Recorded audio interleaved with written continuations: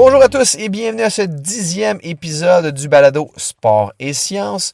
Très content de vous y retrouver une nouvelle fois cette semaine pour parler d'un nouvel article de 2025 qui est paru le mois dernier, au mois de mars, qui comparait deux types de sauts sur l'impact de la performance d'un saut, mais aussi sur l'impact de la force musculaire. Vous le savez tout comme moi, la puissance, l'explosion, d'être rapide, c'est des qualités physiques hyper importantes pour bien performer, même voire exceller dans votre sport.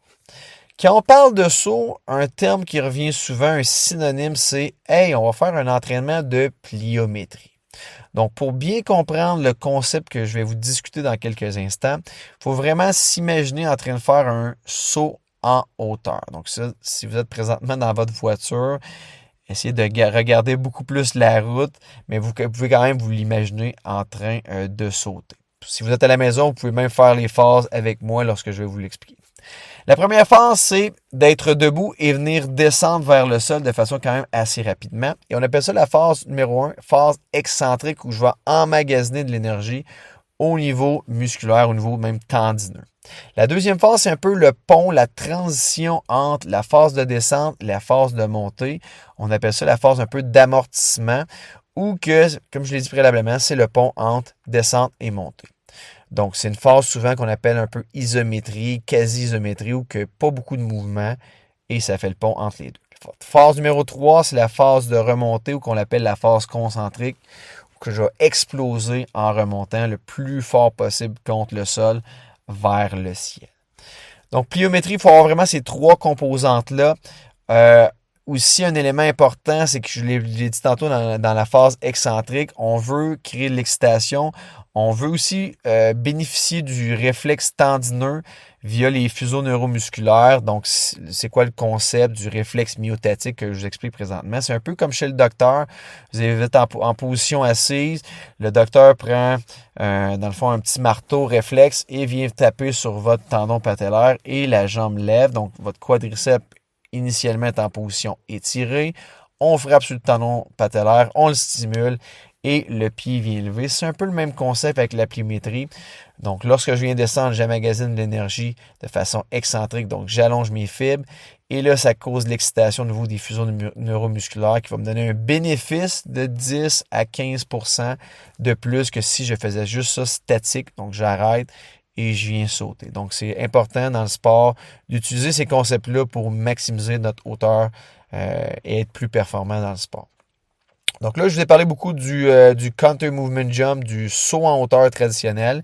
Il y a un autre exercice en musculation, et même on peut l'utiliser comme test, c'est le drop jump, où je vais partir d'une boîte, d'une chaise, d'une hauteur environ optimalement 30 cm. Je vais me laisser tomber au sol et de façon explosive, très réactive, je vais garder un temps de contact minimal au sol. Je vais sauter maximalement vers le ciel. Donc, je me laisse tomber et dès que je suis au sol, floor is lava, le sol est chaud, je viens exploser vers le ciel de façon maximale.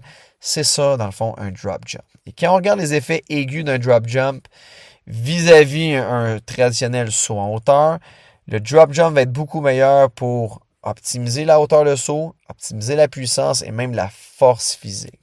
Donc, pourquoi que c'est meilleur un drop jump? Ben, il va y avoir une meilleure surcharge excentrique, donc un plus grand stockage d'énergie, une meilleure activation des unités motrices. Et aussi, il faut dire qu'il va y avoir une augmentation de performance lors d'un drop jump au niveau des sprints, au niveau des changements de direction.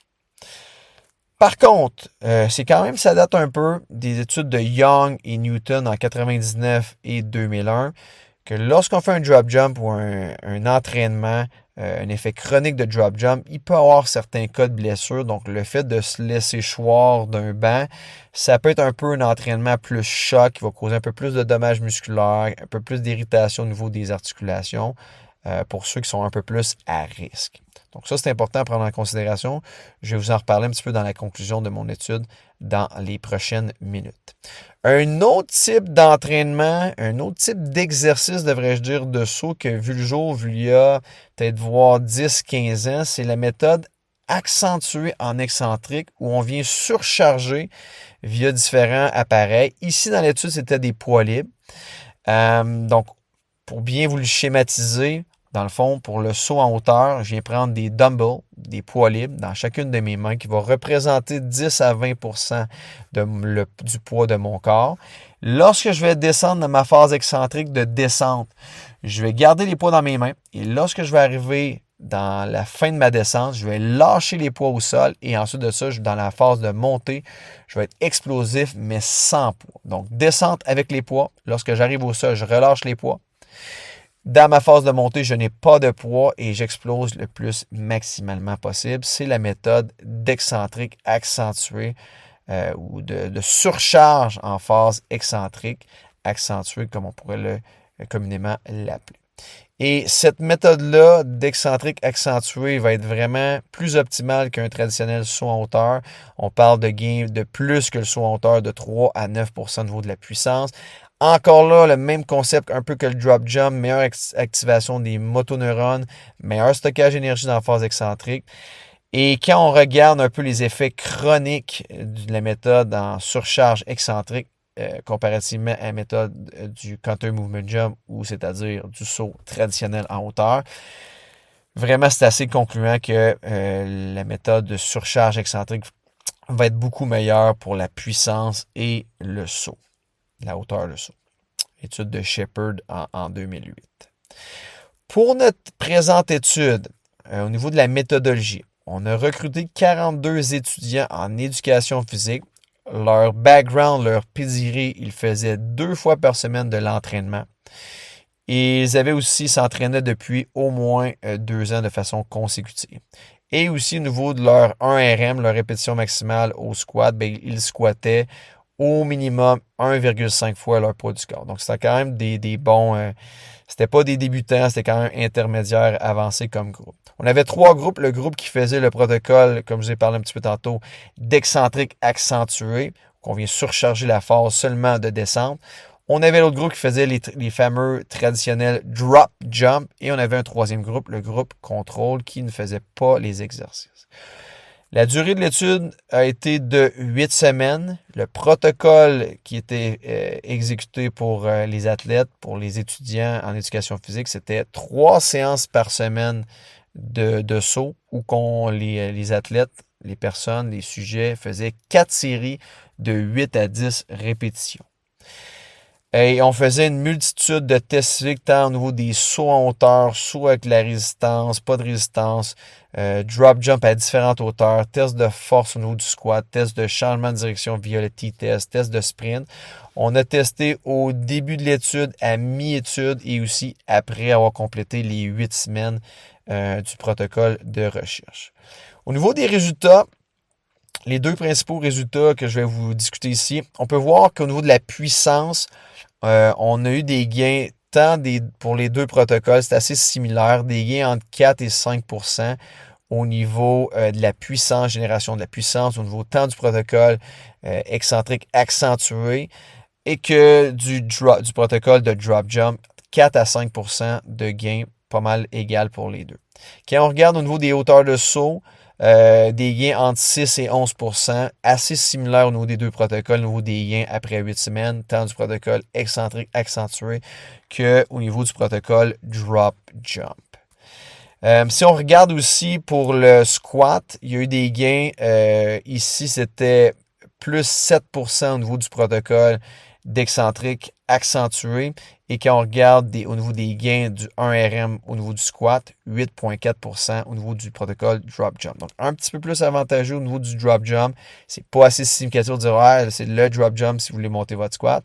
Et là, peut-être vous dites, Charles, pourquoi là tu me parles de saut? Pourquoi que ça aurait monté mon squat? Donc, il faut dire que, dans le fond, on pourrait dire chaque composantes physiques, l'agilité, la vitesse, la force. Ça s'entrecroise au niveau des qualités physiques. Et le fait, vous le voyez ici même, le fait de faire un exercice plus en puissance, en vitesse, ça va aussi donner des gains. Ça va vous donner un petit peu au niveau de votre squat, de bénéfices au niveau du squat. Pourquoi? Ben, dans le fond, au niveau plus physiologique, ben, quand vous faites des entraînements en pliométrie, ben, dans le fond, ça va causer quelques dommages musculaires. Ça va augmenter un peu les cytokines au niveau de votre système, qui va causer un petit peu d'hypertrophie et aussi un autre mécanisme de synchronisation des unités motrices, activation des unités motrices, des fibres musculaires, qui va donner un effet global de performance, même au squat, même si vous ne faites pas des exercices de musculation pour booster votre force au squat. Le fait de faire des sauts va vous donner ici, comme on l'a vu, 7 à 8 % de bénéfices sans nécessairement faire de squat. Donc, c'est quand même intéressant sur ce point-là. Il n'y a pas eu d'éléments significatifs, malheureusement. Il y a eu, dans le fond, pas de résultats concluants significativement d'augmentation de performance au niveau des changements de direction et des spins 30 mètres, mais on voit quand même une tendance positive d'amélioration de performance sans être significatif au niveau des études. Et l'étude disait dans le fond que ben là, le fait seulement de faire un exercice, soit le drop jump ou les sauts en hauteur avec la méthode accentuée en descente, ben ça propose pas une assez grande variété d'exercices qui va augmenter mes changements de direction, mes sprints. Et aussi, il faut dire, c'est à peu près 32 sauts par séance, donc c'est pas beaucoup.